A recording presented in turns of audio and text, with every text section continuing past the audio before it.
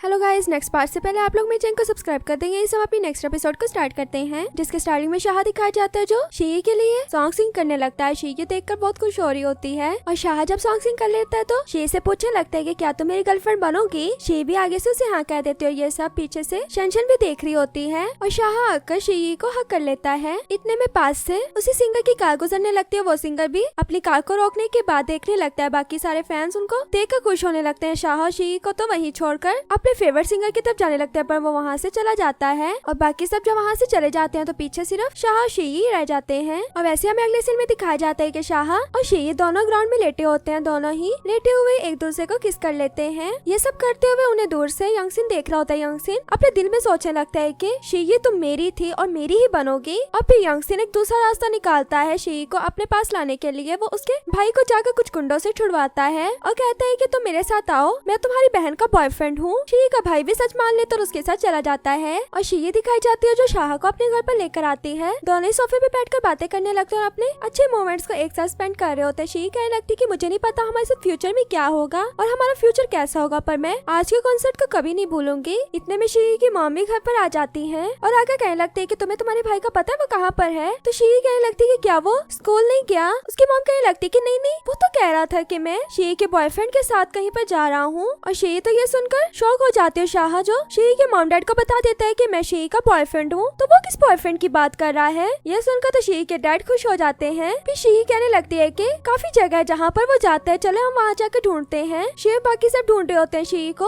उसके भाई का मैसेज आता है कि शी मैं तुम्हारा यहाँ पर वेट कर रहा हूँ फैक्ट्री में, तुम्हारा बॉयफ्रेंड भी यहीं पर है। शी भी भागकर उस जगह पे पहुँच जाती है जो जगह उसने बताई होती है। वहाँ पहुँचकर अपने भाई को डांटने लगती है कि तुम बार बार मेरे बॉयफ्रेंड का नाम ले रहे हो। कौन है मेरा बॉयफ्रेंड? कोई नहीं है। इतने में पीछे से यंगसिन आ जाता है। यंगसिन कहने लगती है कि मैं तुम्हारा बॉयफ्रेंड हूँ। और शी का भाई कहने लगता है कि हाँ यही मेरा ब्रदर इन लॉ है ना। इन्होंने कहा कि अगर तुम उन्हें माफ कर दोगी ना तो ये मुझे आईफोन गिफ्ट करेंगे। शी तो ये सुनने के बाद अपने भाई को कहने लगती है कि तुम पागल हो, तुम अपनी बहन को किसी के भी हाथों में दे दोगे। अगर वो तुम्हें आईफोन देता है, क्या तुम अपनी बहन को टॉर्चर होते हुए देखना चाहते हो? तो यंगसिन कहने लगता है कि शट अप, यहीं पे चुप हो जाओ। मैं रिच हूँ, हैंडसम हूँ और तुम्हारे शाह से कई हिस्से अच्छा भी हूँ। और शी के भाई को समझ आ जाती है बात की। वो कहने लगते है कि तुम मेरी बहन के बॉयफ्रेंड नहीं हो सकते, तो तुमने मुझसे झूठ क्यों बोला? और बाकी जो उसके गुंडे लोग थे वो शी और शी के भाई के इर्द गिर्द आ जाते हैं उन्हें मारने के लिए और पकड़ने के लिए। शी के भाई को तो पकड़ लेते हैं, जबकि शी का भाई उनका काफी मुकाबला करता है और शी जिसके सर में लगी थी उसकी वजह से वो बेहोश हो चुकी थी। और यंगसिन उन आदमियों को डांटने लगता है कि तुमने शी को क्यों मारा, तुम्हें पता है ना ये एक पुलिस केस है। तो कहने लगता है कि जब ये इतना तंग करी थी तो हमने मार दिया, और क्या तुम अब हमें पैसे नहीं दोगे? यंगसिन कहने लगता है कि नहीं, मैं तो नहीं पैसे दूंगा। वो कहने लगते हैं कि अच्छा, ये तो तुम्हें वक्त बताएगा कि तुम हमें पैसे देते हो या नहीं देते। ये कहकर वो वहाँ से चले जाते हैं। यंगसिन भी पीछे पीछे भाग जाते हैं क्योंकि उसको भी डर होता है कि मुझे कहीं पुलिस पकड़ कर ना ले जाए। शेंशन दिखाई जाती है जो अपना खेल रही होती, तभी वहाँ पर यंगसिन आ जाते हैं। यंगसिन आकर शेंशन को कहने लगता है कि तुम्हें पता है उसने पुलिस में रिपोर्ट कर दिया और पुलिस मुझे हर जगह पर ढूंढ रही है। तो शेंशन कहने लगती है कि अगर तुम ऐसी बच्चों वाली हरकतें करते रहोगे तो तुम्हें तो फिर पुलिस ही ढूंढेगी ना। ये बात सुनकर यंगसिन उसको थप्पड़ मारने लगता है, पर शेंशन उसका हाथ पकड़ के उसको एक थप्पड़ लगा देती है। तो यंगसिन कहने लगता है कि तुम तो पहले मुझे ये बताओ तुम किसकी साइड पर हो। शेंशन कहने लगती है कि मैं ऑफ कोर्स तुम्हारी साइड पर हूँ ना। देखो मैं बस ये चाहती हूँ कि फ्यूचर में हम सबके सामने अपना रिलेशन ले आए और इकट्ठे हो जाएं। इतने में पीछे से वही आदमी लोग भी आ जाते हैं और यंगसिन उन्हें देखकर कहने लगता है कि तुम्हें पता है तुम्हारे मारने की वजह से पुलिस मुझे ढूंढ रही है और तुम लोगों को भी ढूंढ रही है। वो कहने लगता है कि अपनी जुबान को संभाल कर रखो, मैं यहाँ पर तुम्हारा लेक्चर सुनने नहीं आया बल्कि अपने पैसे लेने आया हूँ।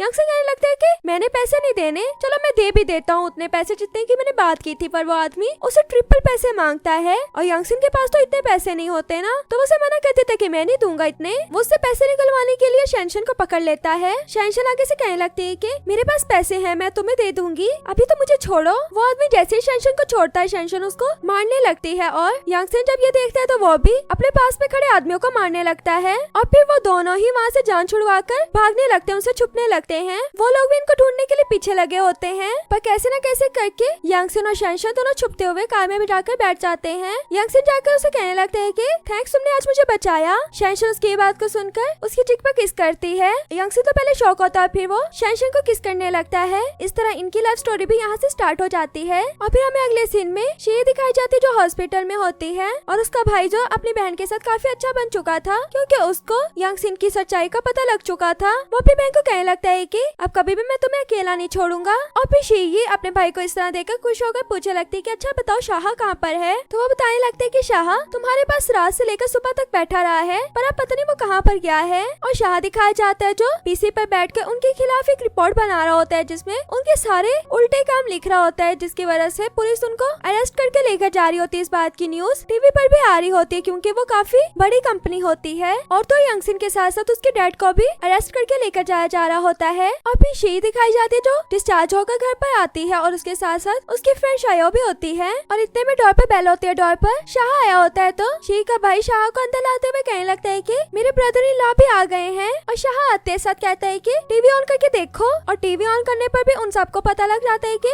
यंगसिन अरेस्ट हो चुका है और उसके डैड भी अरेस्ट हो चुके हैं। सब तो ये देखकर बहुत खुश हो रहे होते हैं। और शी कह रही होती है कि शाह ये तुमने किया है ना। इतने में शाह को शेंशन का मैसेज आता है, और शेंशन की मैसेज के बाद वो शेंशन की बताई हुई जगह पे पहुंच जाते हैं, जहाँ पर शेंशन पहले से आई होती है। और शेंशन उन्हें देखकर कहने लगते हैं कि तुम्हें पता है हम यहाँ पर एक दफा पहले भी आए थे, तब शी यंगसिन के साथ थी और मैं शाह के साथ थी, पर अब बात बदल चुकी है। शाह शी के साथ है और मैं यंगसिन के साथ हूँ। और तब के टाइम में भी शी यंगसिन के साथ इकट्ठे होकर बिल्कुल भी नहीं खुश होती। उन्हें जाते हुए देखकर शेंशन भी शाह को वहाँ से लेकर चल जाती है। और फिर शेंशन बताने लगती है कि तुम्हें पता है मैं कुछ सालों बाद यंगसिन से मिली थी और मुझे भी यंगसिन से प्यार हो गया था। और फिर जब हम एक ही कार में जा रहे थे, हम दोनों का एक्सीडेंट हो गया था, दोनों ही कोमा में चले गए थे। और मैंने उस टाइम पे सोच लिया था कि जब भी मैं अपने पास्ट में आऊंगी ना, मैं हमेशा राइट डिसीजन करने का ही सोचूंगी कि मुझे किसके साथ होना चाहिए। और जब हम दोनों को कोमा से होश आई थी, तो हम 2008 में आ गए थे मरने से पहले। और तुम लोग भी बताओ तुम लोग यहाँ पर कैसे आए पास्ट में। तो हमें शी के साइड की स्टोरी दिखाई जाती है। वो अपना प्रेगनेंसी टेस्ट करती है तो उसका पॉजिटिव आ जाता है, पर ये बात वो उसको बताने के लिए बैठी होती है। जब भी यंगसिन घर पर आता है, उसकी तरफ अपना कोट पहनकर उसको बुलाता तक भी नहीं है। शी तो उसकी ऐसी हरकतें बर्दाश्त कर करके अब उसकी बस हो चुकी थी और वो रोने लगती है। और शी को जब कुछ मंथ गुजर जाते हैं तो वो हॉस्पिटल में आती है। हॉस्पिटल के डोर को ओपन कर रही होती है, जहाँ पर उसको पता था यहाँ पर यंगसिन है, पर डोर ओपन नहीं हो रहा था। तो वो विंडो से देखते हो तो यंगसिन के साथ शेंशन होती है। ये देखकर तो शी की वैसी तबीयत खराब हो जाती है और इस तरह यंगसिन को किसी और लड़की के साथ देखकर रोने लगती है। और शेंशन जो साथ में शाह के साथ भी चीट कर रही होती है यंगसिन के साथ रहकर, और उन दोनों को होटल जाते हुए पीछे से शी भी देख रही होती है, दूसरी तरफ से शाह भी देख रहा होता है। और इस सबसे तंग आकर शी ने सुसाइड करने का सोचा था, इसलिए वो पानी में कूद जाती है। पर उसने अपनी ट्री की विश में लिखा था कि अगर मैं वापस आऊंगी तो शाह